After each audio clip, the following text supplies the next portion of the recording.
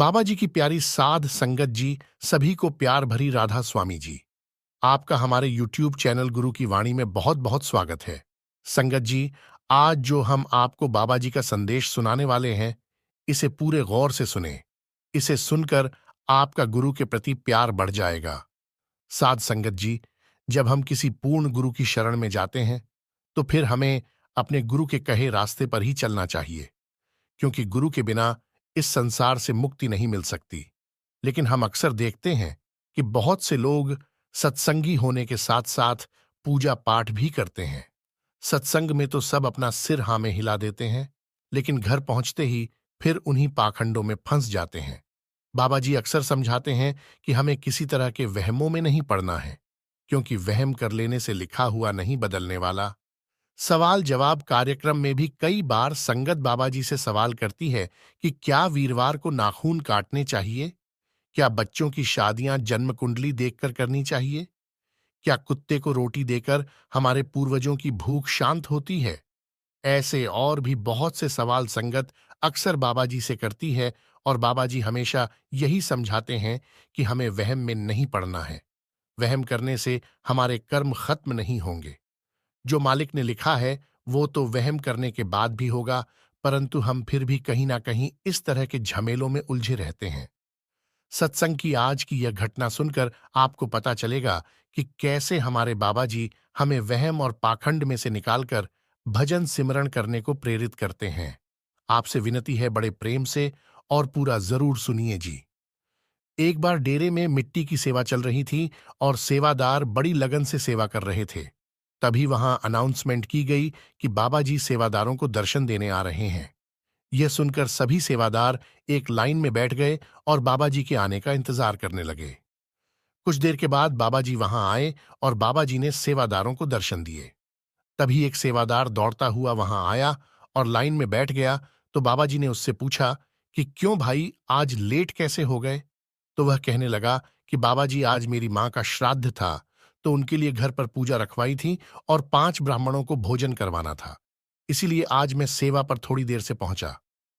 ये सुनकर बाबा जी मुस्कुरा पड़े और कहने लगे कि भाई, श्राद्ध क्या होता है? श्राद्ध का मतलब भी पता है तुम्हें? तो सेवादार कहने लगा कि बाबा जी, जब हमारे बुजुर्ग इस दुनिया से चले जाते हैं, तो उनके जाने के बाद उनके लिए श्राद्ध किए जाते हैं। श्राद्ध में हम अपने बुजुर्गों के लिए रोटी पहुंचाते हैं। हम पंडितों को रोटी खिलाते हैं और कौवे को भी रोटी खिलाते हैं। ऐसा करने से हमारे पूर्वजों की भूख शांत होती है। तो यह सुनकर बाबा जी मुस्कुरा पड़े और कहने लगे कि क्या ऐसा कर लेने से उन तक रोटी पहुंच जाती है? तो सेवादार कहने लगा कि बाबा जी, यह तो नहीं पता, परंतु ऐसा ही माना जाता है। तो बाबा जी कहने लगे कि बेटा, अगर हम अपने बुजुर्गों की जीते जी सेवा कर लें, उनको रोटी दे दे, तो उनके मरने के बाद यह सब करने की जरूरत ही नहीं पड़ेगी। भूख का संबंध तो शरीर से होता है। जब शरीर ही मिट्टी में मिला दिया तो फिर कैसी भूख? और जीते जी तो हम अपने बुजुर्गों को पूछते तक नहीं। जब वह चले जाते हैं तो हम पंडितों को बुला बुलाकर भोजन करवाते हैं। किसी को भोजन करवाना बिल्कुल गलत बात नहीं है, यह एक पुण्य का ही काम है। लेकिन इस सोच के साथ भोजन करवाना कि यह पंडित खाएंगे या कौवा खाएगा, तो यह भोजन बुजुर्गों तक पहुंच जाएगा, यह सोच बिल्कुल गलत है। यह सिर्फ पाखंड के अलावा और कुछ नहीं है। तो सेवादार कहने लगा कि बाबा जी, क्या करें, यह रीत तो सदियों से चलती आ रही है, हम तो बस उसको निभा रहे हैं। बाबा जी कहने लगे कि लोग डर के मारे ये सब करते थे कि अगर श्राद्ध न किया तो जाने वालों की आत्मा परेशान करेगी।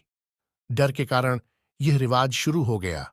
जिन बुजुर्गों को लोग जीते जी तो पूछते नहीं हैं, और मरने के बाद उनको रोटी खिलाने वाला। यह सब ढोंग सिर्फ इसलिए करते हैं कि उनकी आत्मा भूत प्रेत बनकर हमारा कोई नुकसान न कर दे, और इस रिवाज को आगे से आगे सब करते जा रहे हैं। सेवादार ने कहा कि बाबा जी, मैं कुछ समझ नहीं पा रहा कि आप क्या कह रहे हैं। तो बाबा जी ने कहा, वहां खड़े सभी सेवादारों को गुरु नानक देव जी की एक छोटी सी घटना सुनाई। बाबा जी ने बताया कि एक बार गुरु नानक देव जी और भाई मर्दाना अपनी उदासियों के समय हरिद्वार जा पहुंचे, और वहां का नजारा देखकर बाबा नानक देव जी बड़े हैरान हुए। वहां लोग गंगा में उतरकर एक लौटा पानी का भरते और पूर्व दिशा की ओर पानी को अर्पित कर देते, तो बाबा नानक देव जी ने वहां खड़े एक पंडित से इसका कारण पूछा। तो पंडित ने बताया कि यह सब अपने पितरों की पूजा कर रहे हैं, अपने पितरों को जल चढ़ा रहे हैं, जिससे कि वह वहां प्यासे न रहें।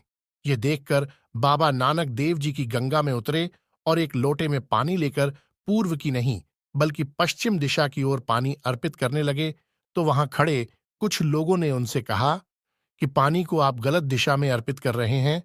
तो बाबा नानक देव जी ने कहा कि नहीं, मैं ठीक दिशा में ही अर्पित कर रहा हूं। मेरे खेत इसी दिशा में है और मेरे गांव में सूखा पड़ा हुआ है। बारिश नहीं हुई, इसलिए मैं अपने खेतों को पानी दे रहा हूं। तो यह देखकर वहां खड़े लोग हंसने लगे और कहने लगे कि कैसी पागलों जैसी बातें कर रहे हो, ऐसे क्या खेतों तक पानी पहुंच जाएगा। तो बाबा नानक देव जी ने कहा कि तुम सब भी तो ऐसे ही करके ही अपने मरे हुए बुजुर्गों को पानी भेज रहे हो। मेरे खेत तो केवल कुछ कुछ दूरी पर ही है, लेकिन जिन्हें तुम लोग पानी दे रहे हो वह तो इस दुनिया में भी नहीं है।